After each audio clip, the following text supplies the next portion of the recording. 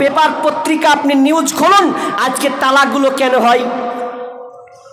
তালাক এই জন্য হয়, মেয়েটা বেশি শিক্ষিত আছে, না হয় ওই মেয়ের দিন সম্পর্কে তার জ্ঞান নাই, এই জন্য স্বামীর উপরে চড়াও হয়ে আজকে তারা কি করছে, স্বামীর মুখে লাথি মেরে দিয়ে সংসারকে টুটুকরো করে চলে যাচ্ছে, নিজে আওয়ারা জীবনযাপন করছে, সন্তানের কথা একটুও ভাবলো না যে আমি না হয় অন্যের হাত ধরে চলে যাব, তাহলে আমার সন্তানের কি হবে, এই মেয়েটা ভাবলো না। তার মূল কারণ কি? মোবাইল। তার মূল কারণ কি? মোবাইল নয়? এই মোবাইল থাকার কারণে আজকে এরকম হয়েছে। আমি গজলটা প্রায় জায়গাতে বলেছি, তো বাস্তবতা বলে আমি বলেছি, কারণ আজকালকার 3 সন্তানের মাও পালায় না? পালাই তো, অবশ্যই পালাই। হায় রে হায়, ভাই রে ভাই, এ কেমন যুগ এসেছে, স্বামী সন্তান পর করে মোবাইল আপন করেছে, স্বামী সন্তান পর করে মোবাইল আপন করেছে, হায় রে হায়, ভাই রে ভাই, এ কেমন যুগ এসেছে। আজকে মিস কল, কালকে ডাইরেক্ট, পরশুতে পরিচয়, চতুর্থ দিন আপা বলে খাড়া হয় দরজায়, স্বামী জিজ্ঞেস করলে বলে আত্মীয় এসেছে, হাই রে হাই, ভাই রে ভাই, এ কেমন যুগ এসেছে, হাই রে হাই, ভাই রে ভাই, এ কেমন যুগ এসেছে। 24 ঘন্টায় নাই রে বিশ্রাম, ফোন বুকের ভিতরে, উদাস উদাস মন তাহারি সংসার করে না রে, বিদেশে পাঠাইয়া স্বামী, বিদেশে পাঠাইয়া স্বামী বন্ধুর সাথে ঘরে, হাই রে হাই, ভাই রে ভাই, এ কেমন যুগ এসেছে, হাই রে হাই, ভাই রে ভাই, এ কেমন যুগ এসেছে। ঠিক মতো আহার জুটে না, দামি ফোন তার হাতে, নগ্ন সিনেমার ফোন চ্যাট করে ঘুমায় অনেক রাতে, ঠিক মতো আহার জুটে না, দামি ফোন তার হাতে, নগ্ন সিনেমা আর ফোন চ্যাট করে ঘুমায় অনেক রাতে, সময় থাকতে হয় রে বুড়ি, সময় থাকতে হয় রে বুড়ি, বলবো কার কাছে, হাই রে হাই, ভাই রে ভাই, এ কেমন যুগ এসেছে। এই মোবাইলে যোগাযোগ করে 3 সন্তান এরই মা, নতুন সংসার করব বলে হয়ে যায় দিবানা, ঠিক কিনা?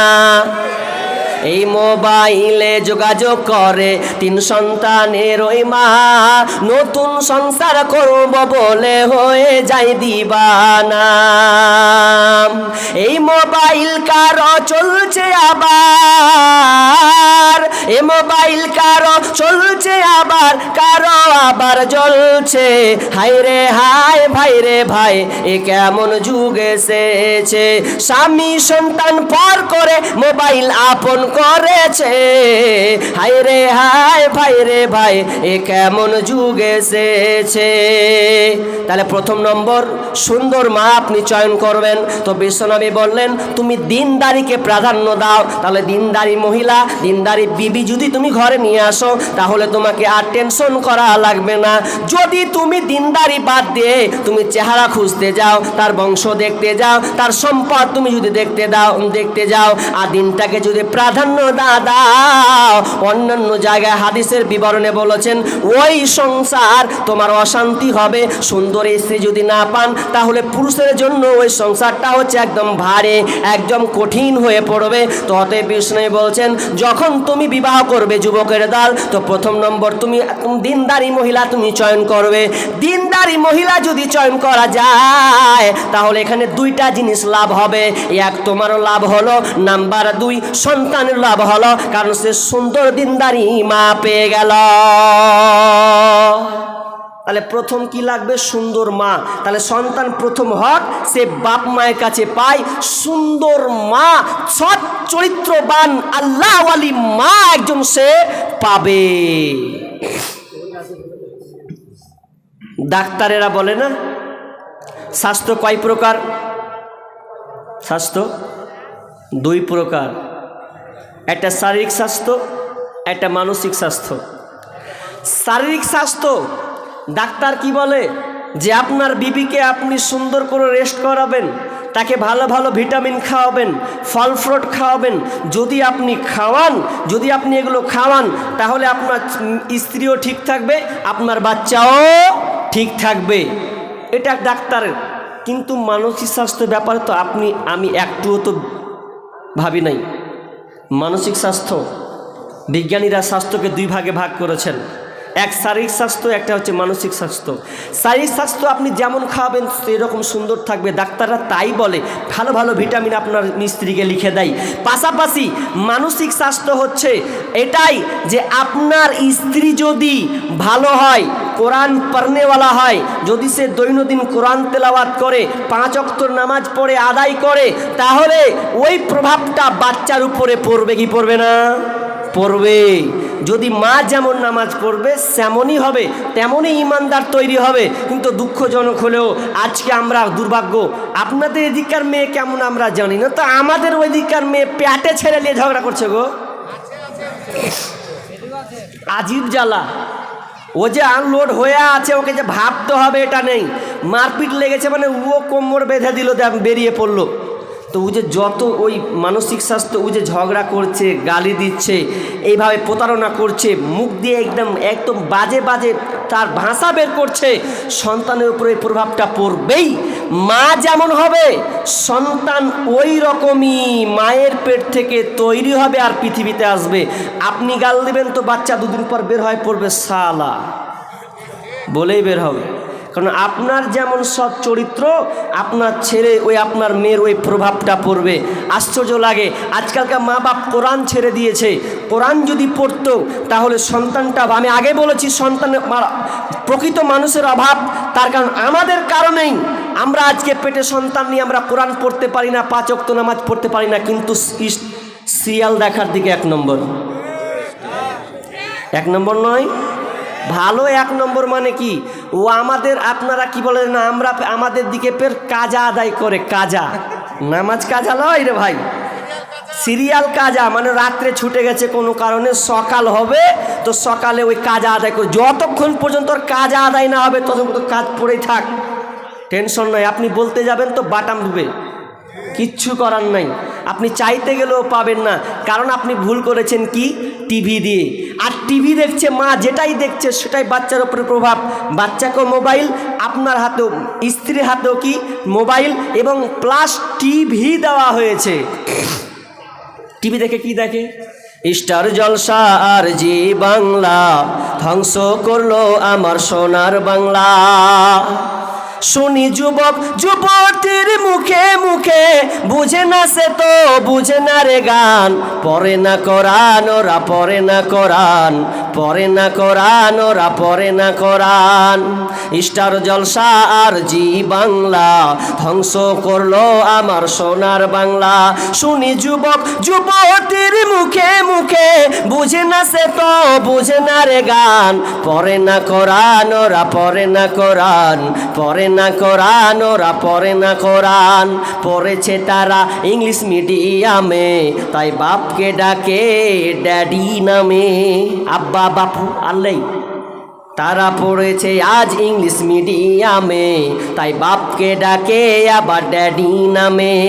সরি সরি বললে কি আর, সরি সরি বললে কি আর, কবরেতে পাবে আসান। পড়ে না কোরআন ওরা, পড়ে না কোরআন, পড়ে না কোরআন ওরা, পড়ে না কোরআন।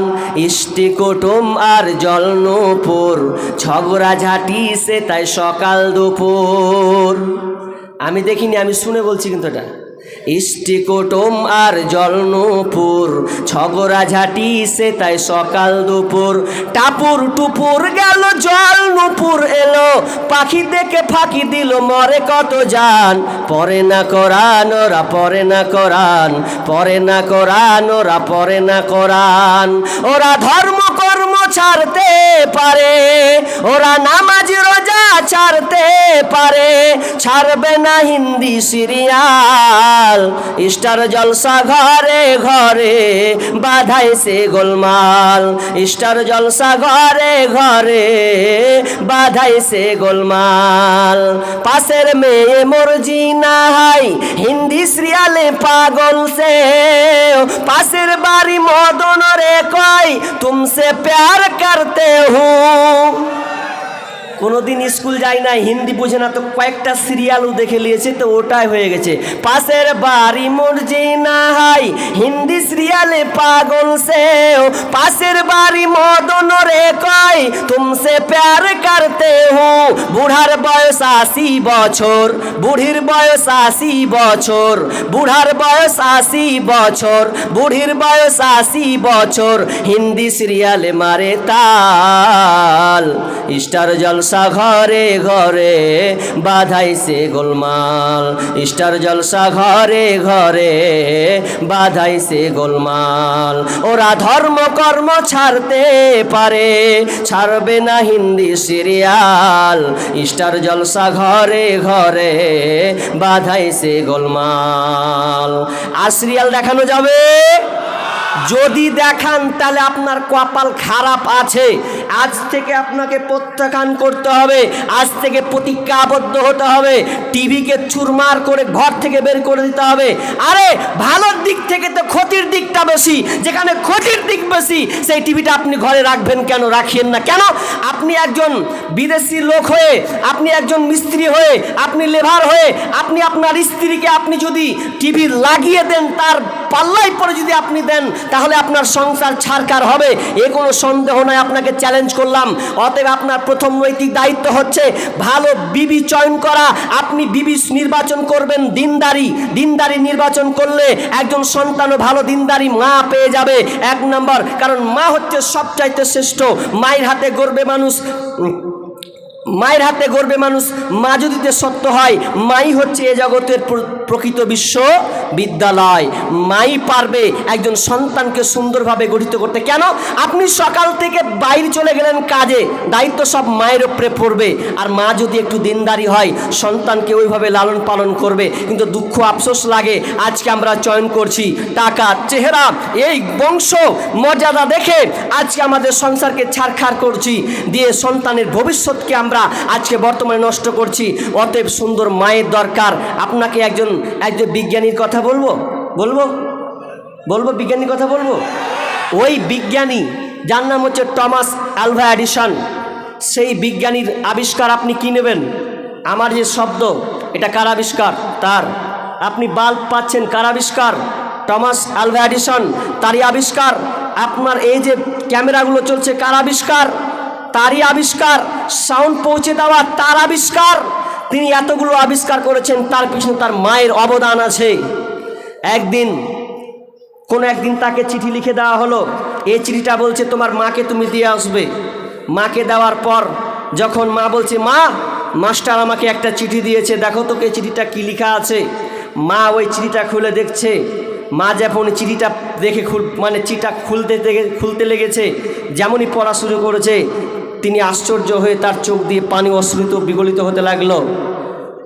আলভা এডিসন বলছে, মা তুমি কাঁদছো কেন? কেন তুমি কাঁদছো বলো মা? বলছে বেটা, আমি কাঁদছি আনন্দে, আমি আনন্দে কাঁদছি। কি আছে দেখ পড়বো বেটা, পড়ো। কি আছে? বলছে তোমার সন্তান হচ্ছে একজন জিনিয়াস। এই সন্তান এত ভালো, এত জ্ঞানী যে আমাদের স্কুলে পড়ার তার যোগ্যতা রাখে না। সে ভালো পর্যায়ে, ভালো স্কুলে তাকে দিতে হবে, ভালো স্কুলে তাকে পড়াতে হবে। আমাদের এই ছোটোখাটো স্কুলে তার পড়িয়ে কোনো লাভ হবে না, তো তাকে একটা ভালো পর্যায়ে নিয়ে যাওয়া হোক। এই বলে মা উল্টা করে, চিঠি আছে এক, পড়ছে উল্টাভাবে পড়তে পড়তে পড়তে চিঠিটাকে রেখে দিয়ে মা বলছে আমি আমার সন্তানকে নিজের হাতে গড়ে তুলব। সেই মাকে এত বড় করে তাকে লালন পালন করে সেই মা সেই সন্তানকে টমাস আলভা এডিসন অর্থাৎ সারা পৃথিবী জুড়ে একজন বিজ্ঞানী নাম করা বিজ্ঞানী তিনি তৈরি করে গেলেন। সেই মা পৃথিবী ছেড়ে চলে গেছেন, মা আর বেঁচে নাই। হঠাৎ একদিন টমাস আলভা এডিসন বলছে, আমি মায়ের ছোট্ট ঘরে যাই, ওই ঘরে গিয়ে আমি দেখি একটু ঘরটা পরিষ্কার করা যায় কিনা। এই বলে টমাস তিনি ঘরে ঢুকছেন, ঢুকার পর ঘরকে পরিষ্কার করছেন। পরিষ্কার করতে করতে ওই মায়ের সেই চিঠিটা পেয়েছেন। তখন তো বাচ্চা পড়তে জানে নাই, ছোট অবস্থায় ছিল। হঠাৎ করে তার চিঠি হাতে এলো, হাতে আসার পর এবার পড়ছে। কি পড়ছে জানেন? মা কিন্তু বাক্য সেন্টেন্সকে উল্টে দিয়েছিল। সেখানে লেখা আছে, তোমার সন্তান হচ্ছে মেন্টালিটি পাগল, সে ভালো সন্তান নয়, তোমার সন্তানকে আমরা পড়াতে পারবো না, আমাদের স্কুলে অসম্মান হচ্ছে, শিক্ষকরা এতে সন্তুষ্ট নয়, তোমার ছেলে মেন্টালিটি পাগল, এই কারণে আমরা আপনার সন্তানকে আমরা বহিষ্কার করতে বাধ্য হলাম। টমাস আলভা এডিসন চোখ দিয়ে পানি বের হতে লাগলো। হাই রে মা, যেই মাকে চিঠি লিখেছিল আমার ব্যাপারে, মেন্টালিটির ব্যাপারে, সেই মা আমাকে উল্টে শুনিয়ে দিল যে আমার সন্তান একদিন হবে জিনিয়াস, সে সারা পৃথিবীর ওয়ার্ল্ডে একজন বিজ্ঞানী হবে। মা দেখিয়ে দিয়েছিলেন যে আমার সন্তান সারা পৃথিবীব্যাপী একজন এমন একটা বিজ্ঞানী তৈরি হবে যে সারা পৃথিবীকে তোলপাড় করে দেবেন। আজকে সেই টমাস আলভা এডিসনের বিনিময়ে আজকে আমরা এতগুলো তার নিদর্শন, এতগুলো তার আবিষ্কার আমরা পাচ্ছি। তাহলে এটা কার অবদান? মায়ের অবদান। মায়ের কারণে আজকে আমরা যদি মা প্রকৃত মানুষ পাই, আমরা সেই বিজ্ঞানীর মতন আমরাও সন্তানদেরকে লালন পালন করতে হবে। তাহলে 1 নাম্বার কি বললাম? সুন্দর মা নির্বাচন করবেন। নাম্বার 2 নম্বর হচ্ছে আপনি বিবাহ করলেন। আমি একটু সংক্ষেপে বলার চেষ্টা করি। আপনি বিবাহ করলেন, বিবাহ করার পর আপনি এখন কি করবেন? আপনাকে দোয়া জানা লাগবে কি লাগবে না? তবে আফসোস লাগে মৌলভী সাহেব, যখন মসজিদে থাকি তখন বুড়া বাপজি 40 বছর 50 বছর হয়ে গেছে, জিজ্ঞাসা করি ভাই একটু বাসর ঘরে দোয়াটা বলেন তো মুখটা তো বলছে আর লজ্জা দিয়ে না। সন্তান বড় বড় হয়ে গেছে, বিয়ে হয়ে গেছে, বেটিদের বেটার বিয়ে দিয়ে গেছে, বৌমা চলেছে, এখন পর্যন্ত বাসর ঘরের দোয়াটা জানে না। তা আমি ওই জন্য বললাম, তা এখন তো বলবেন, হবেই তো। আপনি যেমন বলছেন যে বউরে আমি চালাবো, তো উল্টা বউ আমারে চালাবে না কেন? আপনি যখন বিয়ে করে নিয়ে এসেছেন, বিয়ে করার পর মাথায় হাত রেখে চুল ধরে যে একটা দোয়া বলতে হয়, কে কয়জন বলেছেন? এখানে ভাই একজন আছেন, মাশাআল্লাহ। তো এই দোয়াটা আমরা প্রায় লোকই এটা জানি না। জানি আল্লাহুম্মা ইন্নী আসআলুকা খায়রা ওয়া খায়রা মা জাবালতা আলাইহি ওয়া আউযুকা মিন শাররিহা ওয়া শাররি মা জাবালতা আলাইহি। এই দোয়াটা আমরা কজন জানি? তবু একটা ছোট্ট একটা দোয়া, অথচ এই দোয়া আমরা মুখস্থ করি নাই। এরপরে আপনাকে কি করতে হবে? 2 রাকাত স্বামী স্ত্রী একসাথে সলাৎ আদায় করতে হবে। নফল সলাৎ আদায় করেছি, করেন নাই তো করবেন কি করে? আপনিও যে আপনার স্ত্রীও, তাই জন্য আমি আগে বলিনি, এবার আজকে 2 বার বলা হবে, আমার কথাটা ভিডিও রেকর্ড হবে। আজকে আসলে জেনার সেঞ্চুরি চলছে। আপনি তো আগে বিবাহ করেছেন, কত মেয়ের আপনি ইজ্জত নষ্ট করেছেন, পাননি কাউকে। তা আপনি 9 নম্বর একটা মেয়েকে বিবাহ করেছেন, আপনি 8টাকে পছন্দ করেছেন দুনিয়াতে, দোয়া তো জীবনে কোনোদিন শিখে নাই, তো আপনি 9 নম্বর বিয়ে করে নিয়ে এসেছেন। তো আপনার বাপ বলছে, বেটা তোর জন্য আমি বউ দেখেছি রে। তো বউ দেখেছো, তুমি ঠিক করে নিয়েছো? তুমি এত তাড়াতাড়ি ঠিক করলে আমি 8 বছর ধরে একটাও ঠিক করতে পারি না, ধরে আর ছুটে। তো বেচারি দোয়া বলবে কি? চুলে হাত দিয়ে দোয়া বলবে কি? ঘরে ঢুকেও শুরু করে দিয়েছে, আমি ঠকি নাই রে। স্ত্রী বলছে, তুমি কিসে ঠকনি? এখন বাসর ঘর, সুন্দর কথা বলবো, 2টা কথা বলবো, হ্যাঁ আপনার দোয়া হবে, হ্যাঁ মানে তোমার জীবনী আমার জীবনী এক অপরকে আলোচনা করবো, তো তুমি শুরু করে দিলা আমি ঠকি নাই রে, তুমি আমার 9 নম্বর বিবি রে। তখন তো ভেজালে পড়ে গেছে, 9 নম্বর বিবি বলে তো দাঁড়া তোর, এবার আমি দেখছি। তখন ও শুরু করে দিয়েছে, আমি ঠকি নাই রে, ও তুমি আমার 10 নম্বর স্বামী রে। লে এবার ঠেলা। তো দুজনে ভেজালে পড়ে গেছে যে আমি ঠকলাম তো তুই ফের আর 10টা পাস করে নিয়ে এসেছিস। বাসর ঘরের দোয়া বলবে কি, অথচ ছোট্ট একটি দোয়া, বিসমিল্লাহি আল্লাহুম্মা জান্নিবনাশ শাইতানা ওয়া জান্নিবিশ শাইতানা মা রাযাকতানা, এই দোয়াটা আপনি করবেন। আপনি নিজেকে শয়তান থেকে বাঁচার চেষ্টা করবেন এবং পৃথিবীতে যেটা ডেলিভারি হবে ওই সন্তানের জন্য আপনি শয়তানের কুমন্ত্রণা থেকে আপনি আশ্রয় চাইবেন আল্লাহর কাছে। এ দোয়া আপনার নাই, আপনি বাসর ঘর করেছেন, একদিন আপনি দোয়া বলেন নাই, আর ওই সন্তান যদি পৃথিবীতে আসে ওই সন্তান আপনার কথা শুনবে না। তা আপনি দোয়াটিতেও মুখস্থ করেননি, কখন করবেন? তাহলে আপনাকে প্রথম বিবি নির্বাচন করতে হবে, তারপরে আপনার মেন টার্গেট যারা এখনও বিবাহ করনি, তোমার এখনও সময় আছে। আর যারা বিয়ে করেছেন আল্লাহর কাছে তওবা করেন, না ঝাঁটা খেতেই থাকেন, কিছু করার নেই। কিন্তু বাকি যারা এখনও বিবাহ করনি, এই দুটা জিনিস মুখস্থ করাই লাগবে। তারপরে কি সবচাইতে আফসোস লাগে কি জানেন? যে বিয়ে করার পর, মিলন হওয়ার পর, যে বাসর ঘর হওয়ার মানে স্বামী স্ত্রী মিলন করার পর যে আমাদের ফরজ গোসল করতে হবে, এটা আস্তে আস্তে প্রায় বিলুপ্ত হয়ে গেছে। কেন বলে জানেন? আমার পরিবারে বা আমাদের পরিবেশে বা গ্রামে এত মেয়ে বিবাহ করলো আর এত ভাই বিবাহ করলো, ওকে সকালে একদিনে গোসল করতে দেখতে পাই না। তো গোসল কখন করলি তুই? হ্যাঁ, তো ও মনে মনে ভাবছে যে আমি গোসল করব তো লজ্জা লাগবে, মা দেখবে, আব্বা দেখবে, আব্বা আছে একটা কল, কত জ্বালা না, কত জ্বালা। তা আমাকে উচিত তুই কি জীবনে তুই স্ত্রীর কাছে সুতি লোক তাহলে কীভাবে রে? তুই ফেরেস্তা তোরা নাকি? বিছানায় যে ঘুমাস তোরা, তো তোরা কি ফেরেস্তা? একদিনও কি তোদের সেরকম হয় না যে তোরা বলছিস যে মা বাপ জেনে নেবে? তো শুচ্ছিস তখন লজ্জা লাগে না? একসাথে যে ঘুমাচ্ছি এতে তো লজ্জা করা দরকার ছিল। অথচ বিশ্বনবী বলছেন যে কেউ যদি 5টি কাজ করে, কেউ যদি 5টি কাজ করে সে ব্যক্তি জান্নাতে চলে যাবে। 5টি কাজ কি বলবো বলছেন, মানবেন তো? বলার দিকে তো খুব 5টি আমল। এক, যেই ব্যক্তি প্রতিদিন 5 ওয়াক্ত সালাত, রুকু সেজদা ঠিক মতন আদায় করবে, প্রতিদিন সঠিক মতন 5 ওয়াক্ত সালাতকে সে আদায় করবে, সে ব্যক্তি জান্নাতে যাবে। নাম্বার 2, যে ব্যক্তি রমজান মাসের রোজা পালন করবে। নাম্বার 3, যে ব্যক্তি যার অর্থ সম্পদ টাকা কড়ি পয়সা আছে, সেই যার জাকাত দেওয়ার সামর্থ্য হলে সে জাকাত আদায় করবে। এবং 4 নম্বর হচ্ছে সে যদি হজ করা তার সামর্থ্য থাকে তাহলে তাকে হজ করতে হবে। আর 5 নম্বরে বিশ্বনবী বললেন যে আমানত রক্ষা করবে। কটা বললাম ভাই? 5টা। এবার শেষের নম্বর আমানতের ব্যাপারে সাহাবীরা বুঝতে পারলেন না। ইয়া রাসূলুল্লাহ, আপনি আমানতের ব্যাপারে কি বলেন? তা আমানত তো বুঝতে পারলাম না। তখন বিশ্বনবী বলছেন আমানত হচ্ছে নাপাকির গোসল করা। আসলে এটা খুবই কঠিন নয়, আপনাকে বলি, একটু ব্যাখ্যা বলি বুঝতে পারবেন কেন কঠিন। জিহাদে যুদ্ধ করা সহজ আছে, এটা সহজ।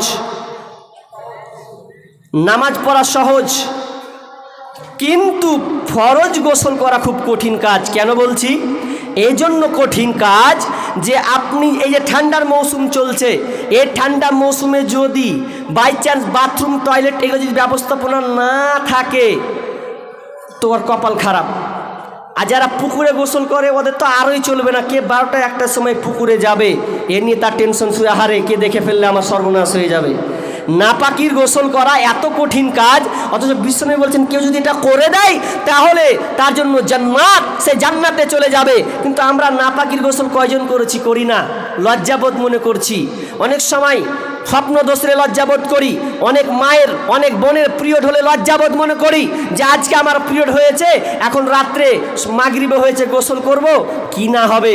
মা জিজ্ঞাসা মানে মায়ের কাছে হয়তো কেমন লাগবে, আব্বা আছে এটা কেমন লাগবে, এই টেনশন আপনার শুরু করে। অথচ এটা আপনার আমানত, এটা হচ্ছে আপনার আমানত। এই আমানত আপনাকে রক্ষা করতে হবে। নাপাকি আজকে বর্তমানে আমরা প্রায় লোক, ছেলেরা মেয়েরা পর্যন্ত 8টা 10টা 11টা পর্যন্ত, দুপুর পর্যন্ত সে নাপাক অবস্থায় থাকে, কিন্তু সে পবিত্র হচ্ছে না। আশ্চর্য লাগে। এগুলো আপনি কখন করবেন? তাহলে কি করলাম? ফরজ গোসল করা লাগবে। তারপরে নাম্বার 4, 4 নাম্বার হচ্ছে যখন আপনি মিলন করলেন, মিলন করার পর আপনি আল্লাহকে বলবেন রব্বি হাবলি মিনাস সালিহিন, আল্লাহ তুমি আমাকে নেক সন্তান দান করো। আমরা সন্তান চাই, কিন্তু কি চাই? আল্লাহকে আমরা সন্তান দাও, কিন্তু কোনোদিন বলি ভালো সন্তান দাও? বলি না। না হয় বলি ছেলে দাও, না হয় মেয়ে দাও, কিন্তু কোনোদিন বলি না রব্বে হাবলি মিনাস সালিহিন, আল্লাহ তুমি আমাকে নেক সন্তান দান করো। এটা আমরা চাই না, বরং আজকের মানুষ বরণী মহারাম আল্লাহকে বাদ দিয়ে দোয়া করবে কি? তারা মাজারে চলে গেছে, মাজারে গিয়ে তারা বলছে, আজকালকার মেয়েদের তো বলাই যায় না, মেয়েরা মাজারে গিয়ে সন্তান চায় কি চাই না? আপনাদের এদিকে চাই না? না, আমাদের ওইদিকে চাই। আমি পরশুদিনকে একটা কথা শুনেছি, আপনার হেসে মরে যাবেন। কি কথা জানেন? মেয়েরাই বলছে, আর আমি ওখানে আছি, তো ওরা বলছে যে ন্যাংটা বাবার ওই লিঙ্গ ধুয়ে যে পানিটা বের হয় ওটা যদি খায় তাহলে আল্লাহকে সন্তান দেবে। নওয়াজুবিল্লাহ, বা সাংঘাতিক কথা। এটা মেয়েরা বলছিল। কি বলছে? যে ন্যাংটা বাবার লজ্জা স্থান ধুয়ে যদি ওই পানিটা খায়, যার সন্তান হয় না ওর সন্তান হয়ে যাবে। কত বড় নিমহারাম এ চলছে বর্তমানে। জায়গায় জায়গায় ফিতনা শুরু হচ্ছে।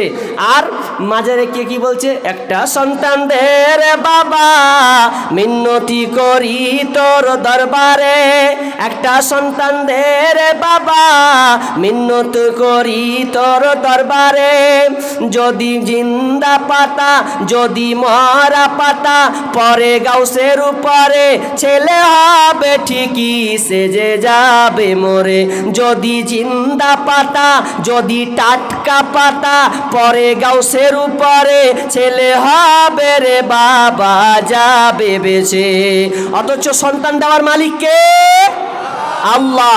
আল্লাহ সন্তান দেয়, আর আল্লাহকে বাদ দিয়ে তারা চলে গেছে মাজারে। অথচ আল্লাহ বলছেন লিল্লাহি মুলকুস সামাওয়াতি ওয়াল আরদ, আসমান জমিন তার রাজত্ব যিনি আছেন, তিনার হাতে যিনি রাজত্ব আছেন, সেই আল্লাহর কাছে আমাদের সন্তান চাইতে হবে। ইয়াখলুকু মা ইয়াশা, আয়টা ভুলে গেলাম। ইয়াখলুকু মা ইয়াশা ওয়া ইয়াহাবু লিমান ইয়াশাউ ইনাসা ওয়া ইয়াহাবু লিমান ইয়াশাউ যুকুরা আও ইউযাব্বিজুহুম যুকরানা ওয়া ইনাসা।